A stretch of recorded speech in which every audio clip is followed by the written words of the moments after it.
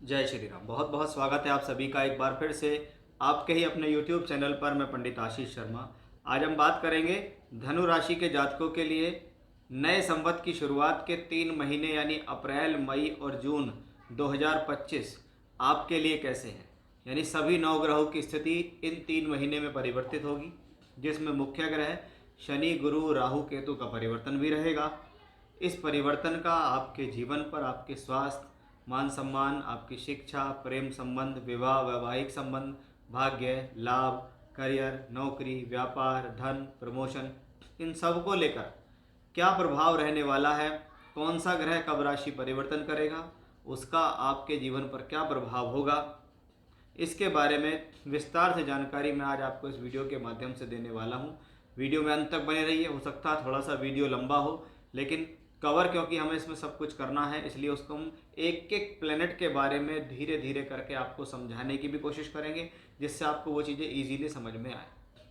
तो हमारा ये वीडियो चंद्र राशि पर आधारित है। अब जिनकी धनु लग्न की पत्रिका है, क्या वो इस वीडियो देख सकते हैं? आप इस वीडियो को तब देखें जब आपको पर्टिकुलर ग्रह की महादशा या अंतरदशा चल रही हो। फॉर एग्जाम्पल, मंगल ग्रह की अंतरदशा या महादशा चल रही है और धनु लग्न की पत्रिका है, तो आप मंगल के इस ट्रांजिट को देख सकते हैं, या किसी भी ग्रह की दशा चल रही है उसके ट्रांजिट को देख सकते हैं। चैनल पर पहली बार आए हैं, वीडियो समझ में आ रहा है, पसंद आ रहा है तो लाइक कीजिए, सब्सक्राइब कीजिए, शेयर कीजिए। कुंडली दिखाना चाहते हैं, बनवाना चाहते हैं, कुंडली मिलान कराना चाहते हैं, जन्म पत्रिका से संबंधित कुछ भी जानकारी चाहिए तो स्क्रीन पर हमने व्हाट्सएप नंबर दिया है, वहाँ आप अपना date of birth, time, place भेज सकते हैं। पेड कंसल्टेंसी होगी। शुरुआत करते हैं आज के इस वीडियो की। सबसे पहली शुरुआत राशि के लॉर्ड बृहस्पति के द्वारा ही होगी, क्योंकि अगर हमारा प्लेनेट राशि का जो लॉर्ड है वो ब्रह्मांड में मजबूत स्थिति में चल रहा है, वो अच्छे ग्रहों के साथ है, अच्छी अवस्था में है, तो हम कहेंगे वो प्लेनेट आपके लिए बेनिफिशियल है। आप इस दौरान जो भी कार्य करेंगे उस कार्य के अंदर आपको फायदा देगा। अब जैसे बृहस्पति आपकी राशि का लॉर्ड है, वो कहाँ है? छठे घर के अंदर है। छठा घर किस लिए होता है? रोग, ऋण और शत्रु का घर है, और छठा घर जीवन में संघर्ष को दर्शाता है। हम जीवन में जो भी कुछ प्राप्ति करने के लिए संघर्ष करते हैं या एफर्ट्स करते हैं, उसको हम छठे घर से देखते हैं। इसलिए ये राशि या लग्न से छठा भाव है, लेकिन ये भाग्य भाव से देखें तो 10वां है और कर्म भाव से देखें तो 9वां है। यानी कर्म के लिए भाग्य और भाग्य के लिए कर्म, ये दोनों चीज़ें हमें यहाँ से दिखाई देती हैं। यानी अब स्थितियाँ हमारी यहाँ ये बनती हैं कि अब हम ये जानकारी देंगे आपको कि भाई छठे घर में बृहस्पति है, 1 साल के लिए यही है, 15 मई तक बृहस्पति यही है, तो अवश्य ही आप लोगों के जीवन में संघर्ष बना होगा, क्योंकि गुरु धन का कारक है। इसलिए पैसे से संबंधित खर्च की स्थितियाँ बढ़ना या पैसे को संभालने के लिए संघर्ष होना दिखता है। ये स्थिति रोग, ऋण और शत्रु तीनों से आपको गुजारने में सक्षम है। हेल्थ इश्यूज दे सकती है, किसी प्रकार के लोन या कर्ज आदि को चुकाने में भी पैसा लग सकता है, हेल्थ पर पैसा खर्च हो सकता है, संघर्ष बढ़ सकता है। 15 मई 2025 को गुरु का राशि परिवर्तन होगा और गुरु आपकी राशि से सप्तम भाव के अंदर आ जाएंगे। 7वें घर में आते ही इनकी पोजीशन हो जाएगी कि ये अच्छे घर के स्वामी होकर अच्छे भाव में है, या कहिए केंद्र के स्वामी होकर केंद्र में है। वैसे तो 1, 5, 9 को त्रिकोण भाव भी कहा जाता है और 1, 4, 7, 10 को केंद्र कहा जाता है, जिसमें पहला नंबर 1 जो है वो केंद्र और त्रिकोण दोनों में आता है, इसलिए इसको ज़्यादा प्रायोरिटी दी जाती है। बृहस्पति जब सप्तम भाव में आएंगे तो वापस आपकी राशि को देखेंगे तो है सबसे अच्छी बात है, मान सम्मान अच्छा करेंगे, आपकी एनर्जी को अच्छा करेंगे, आपके हेल्थ इश्यूज़ को दूर करेंगे, आपकी लाइफ के स्ट्रगल को दूर करेंगे। ये स्थिति तरक्की, प्रमोशन दिलाने वाली है, पद प्राप्ति, सामाजिक स्थिति को बेहतर करने वाली होगी, क्योंकि जब बृहस्पति यहाँ से बैठकर 11th हाउस को देखेंगे तो ये 11वां भाव लाभ का है। ये राशि को देखेंगे तो स्वास्थ्य, मान सम्मान के लिए अच्छा है। तीसरे घर को देखेंगे तो ट्रैवलिंग से फ़ायदा लेने के लिए अच्छा है। तो सबसे अच्छी बात, 15 मई के बाद की स्थितियाँ ज़्यादा पॉजिटिव आपकी राशि के अनुकूल दिखाई दे रही हैं। अब हम बात करेंगे मंगल के बारे में। आपके पंचम भाव, जिससे हम शिक्षा, विद्या, बुद्धि, संतान, आपके निर्णय, को देखते हैं, उसका मालिक ग्रह मंगल है, जो कि सप्तम भाव में सिर्फ 5 अप्रैल तक यही है। यानी इसके अधिकतम फल 5 अप्रैल से जून के अंत तक के जो फल हैं वो अष्टम भाव में दिखाई देंगे। और यहाँ से होती है सावधानियों की शुरुआत। कि शास्त्र कहता है जब पंचम भाव का स्वामी अष्टम भाव में आ जाए, ठीक है, हम यहाँ क्या दिखेंगे थोड़ी देर के लिए, हम लिखते हैं यहाँ पे मंगल, कि जब ये पंचम भाव का स्वामी ग्रह यहाँ अष्टम भाव में आ जाए और यहाँ जाकर ये प्लेनेट हो जाए नीच का, तो हम ऐसे प्लेनेट को कहते हैं कि भाई ये प्लेनेट कहता है कि सावधान हो जाइए। अब किन चीज़ों से सावधान होना है कि जब मेरे पंचम का स्वामी अष्टम भाव में गोचर करेगा, तो पंचम भाव सबसे पहले क्या है, मेरी विजडम है, मेरी बुद्धि है।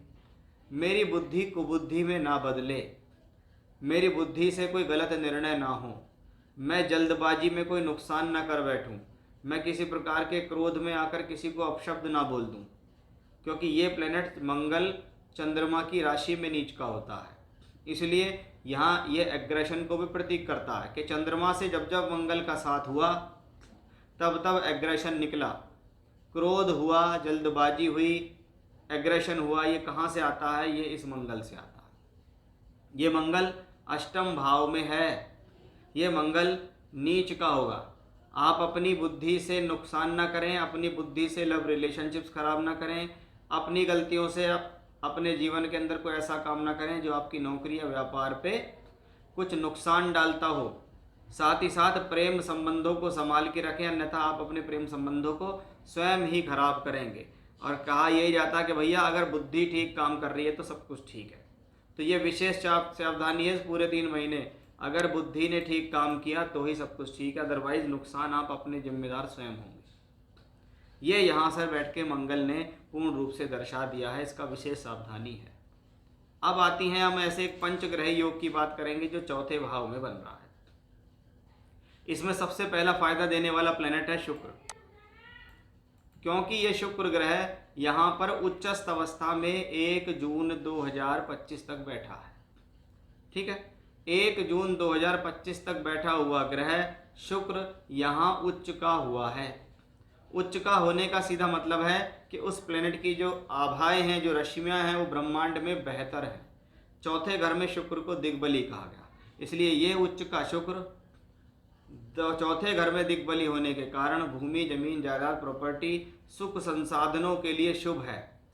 बहुत बार कोई मकान बदल लिया, कोई मकान ले लिया, कोई प्रॉपर्टी ले ली, कोई इन्वेस्टमेंट किसी व्हीकल में कर दिया, कोई सुख संसाधन घर में खरीद लाए, शुक्र ग्रह की वजह से यहाँ दिखाई देता है। क्योंकि ये शुक्र लाभेश भी है, इसलिए ये सोर्स ऑफ इनकम के लिए शुभ है।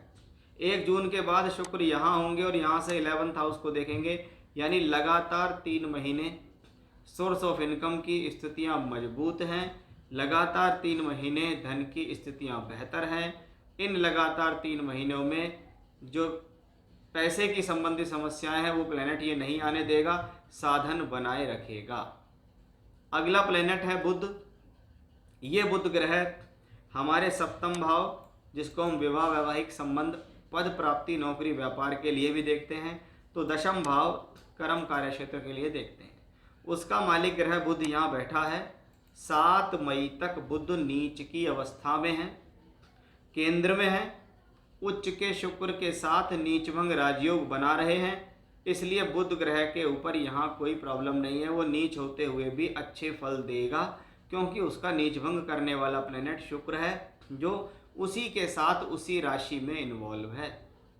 यानी बुध की ये सिचुएशंस बेहतर है, और जब तक ये बेहतर है तो 7 मई तक बुध की पोजीशन यहाँ है, कर्म भाव को देखता है, सप्तमेश होके अपने से 10वें में बैठा हुआ है, यानी आपस में केंद्र में बैठे हुए ग्रह प्रोफेशनल लाइफ, नौकरी, व्यापार को संभाले हुए हैं, पद प्राप्ति को संभाले हुए हैं। 7 मई से 23 मई तक बुध ग्रह मेष राशि में रहेंगे। यहाँ से बैठकर भी बुध ग्रह 11th हाउस को देखेंगे। ये सिचुएशंस भी कर्म कार्य क्षेत्र, नौकरी, व्यापार के लिए अच्छी ही दिखाई दे रही है, इसमें कोई प्रॉब्लम नहीं है। 23 मई से लेकर जून के अंत तक का जो समय है, ये थोड़ा सा आपके लिए टिपिकल साबित हो सकता है। किस लिए? सबसे पहली बात, बुध ग्रह यहाँ छठे भाव में आएंगे। सप्तमेश का छठे भाव में जाना जीवन साथी के साथ तनाव दे सकता है। इस दौरान आपको अपनी गलतियों से अपने नौकरी के क्षेत्र में नुकसान नहीं करना। वही दशम भाव का स्वामी ग्रह भी बैठा हुआ है 6th हाउस के अंदर। ये कॉम्बिनेशन भी इस बात को बताता है कि यहाँ प्रोफेशनली कुछ संघर्ष बन सकता है।